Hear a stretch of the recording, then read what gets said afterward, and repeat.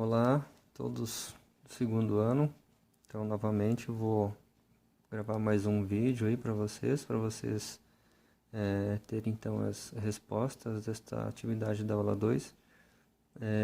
Como vocês viram lá, quem fez as atividades da aula 1, registre isso no seu caderno, né? Faça essas atividades no seu caderno, como eu mandei na mensagem lá, para vocês terem isso então registrado no caderno de vocês. Quando a gente retomar então as aulas, a gente vai dar uma retomada nesse conteúdo aí, então para vocês terem isso registrado no caderno, beleza, galera? E não esqueçam de passar para os colegas aí que não fizeram, que isso tá valendo nota. Quem não fez as atividades, né? Vamos ver como é que vai ficar a média aí dessa galera, certo? Então vamos lá. Número 1. Leia as afirmações a seguir a respeito da dilatação térmica dos sólidos e classifique-as em verdadeiras ou falsas. Então vamos só fazer verdadeiras ou falsas. Esse texto aqui, vamos só verificar aqui quais são as verdadeiras e ver como é que a gente consegue justificar isso, beleza? Então a letra A. Como o coeficiente de dilatação linear do alumínio é 2,3 vezes 10 elevado a menos 5, uma barra de 1 metro desse material sofre expansão de 23 centímetros ao ser aquecida a 100 graus Celsius. Como é que eu faço a justificativa disso aqui? Simplesmente fazendo a conta do ΔL, porque nós estamos vendo aqui uma dilatação linear. Então, vou fazer a conta do ΔL, e o ΔL tem que dar o 23, certo? Então, olha lá como é que faz essa continha bem simples. Olha lá, o ΔL igual a L0 vezes alfa vezes ΔT. Lembrando, L0, comprimento inicial, alfa, coeficiente de dilatação linear, e ΔT, variação de temperatura, o quanto aumenta a temperatura. Então vamos lá, ΔL igual, qual era o comprimento inicial da barra? 1 metro. Qual era o valor do alfa? 2,3, lá do alumínio, né? 2,3 vezes 10 elevado a menos 5. E quanto sofre de variação de temperatura? 100 graus Celsius, porque ele diz que ao ser aquecido a 100 graus Celsius. Ok? Então vamos lá. Então ficaria 230 vezes 10 na menos 5. Por que o 230? Porque 1 vezes 2,3 vezes 100. 2,3 vezes 100, 230.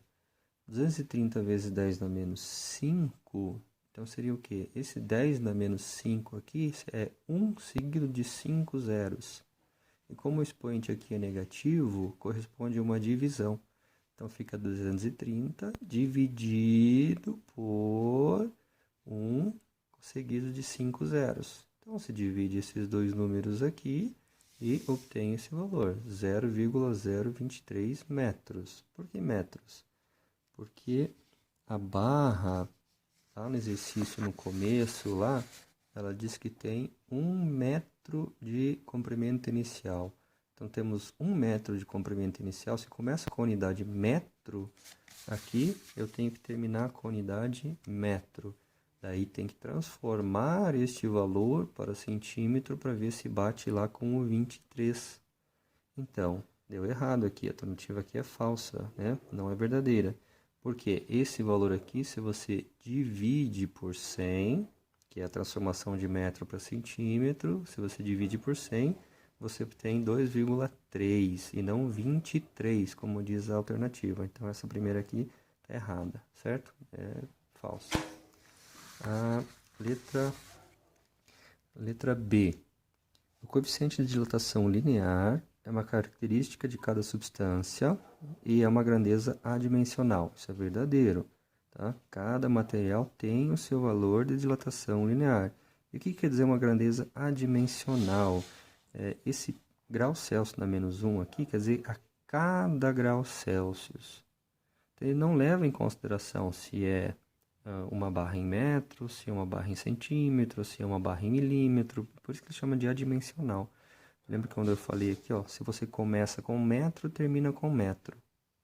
Então, o que vai levar ao resultado, a unidade do resultado é o início do exercício. né? Se começa com metro, termina com metro. Se começa com centímetro, termina com centímetro. Tá vendo que ela não leva, então, essa dimensão, essa unidade de comprimento aqui lá no coeficiente de dilatação, beleza? Então, a letra B está correta, tá certo. Letra C. Duas barras homogêneas de mesmo comprimento e composta de uma mesma substância, ao sofrerem a mesma variação de temperatura, têm a mesma variação de comprimento. Então, está correto. Porque se você tem o mesmo comprimento, o mesmo material quer dizer mesmo coeficiente de dilatação e mesma variação de temperatura, então quer dizer que realmente vai ter a mesma dilatação. Isso vai ser utilizado até para um outro exercício lá na frente, tá? Então preste atenção nisso aqui. Então a letra C está certa, tá certo, está correto. Letra D. Em vez de uma barra, uma vez que uma barra se expande, ela não retorna ao seu comprimento inicial. Isso é errado, tá? Isso é falso. Por que é errado? Ao ter diminuição de temperatura, ela irá sofrer contração. Contração, então, quer dizer que ela vai diminuir o seu, nesse caso aqui, comprimento, porque estamos falando de dilatação linear, certo? Então, se ela aumenta a temperatura, ela expande. Se ela diminui a temperatura, ela contrai. Beleza? Então, essa era a questão número 1. Questão número 2. O coeficiente de dilatação linear do latão é igual a 2,0 vezes 10 a menos 5, né? Ou 0,00002 por grau Celsius. Sabendo disso, analise as afirmações a seguir, classificando cada uma em verdadeira ou falsa. Letra A. Para cada grau Celsius de aumento na temperatura, uma barra de 1 metro aumenta seu comprimento em 0,00002 metros. Então, como é que você vai comprovar isso? De novo, fazendo o cálculo, né, daquele exercício. Então, o que disse lá? Lembrando que, olha lá, o valor do alfa, 2 vezes 10 a menos 5, ou aquele valor lá, 0,00002. Então, cada aumento de 1 grau Celsius quer dizer que a variação de temperatura, o ΔT, é 1 grau Celsius, corresponde a 1 grau Celsius. Então, vamos lá. ΔL, que é o cálculo que nós temos que fazer. ΔL é a dilatação. Então, é L0 vezes alfa vezes ΔT, mesma fórmula, ok? Então, ΔL igual a comprimento inicial, era 1 metro. O valor do alfa, aquele valor lá, 0,00002, vezes 1, que é o ΔT. Isso aqui vai dar exatamente o 0,00002 metros. Portanto, é verdadeira porque bate com a resposta que está sendo colocada lá no exercício. Letra B. Uma barra de latão de 1 metro de comprimento dilatará e aumentará seu comprimento para 1,2 metros quando for aquecida de 10 para 20 graus Celsius. Então, vamos ver se é verdadeiro ou falso.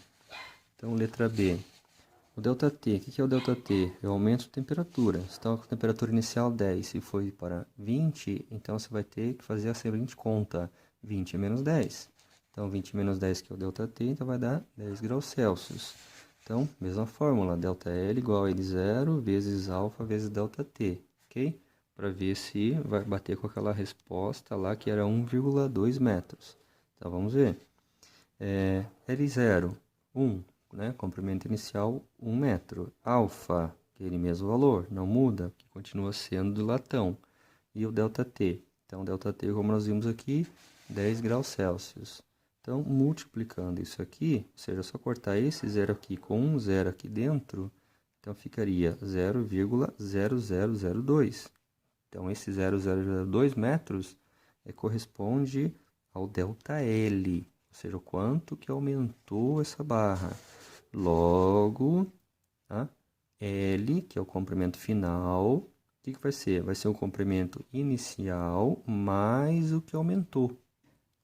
Então, somando esses dois, vai dar isso aqui, 1,0002 metros. Então, falso. porque lá afirmava que dava 1,2, ok? Então, tá errado. Letra C. Então, vamos à letra C. 2 barras de latão de comprimentos diferentes dilatarão a mesma quantidade se suas temperaturas forem aumentadas em valores iguais. Isso não é verdadeiro. Então, falso. Por que é falso? Como a dilatação ela depende do valor inicial, depende do comprimento inicial, então, aquele que for maior vai dilatar mais. Aquele que for menor vai dilatar menos, ok? Então, lá na fórmula do ΔL, então, leva em consideração esse L0 aqui.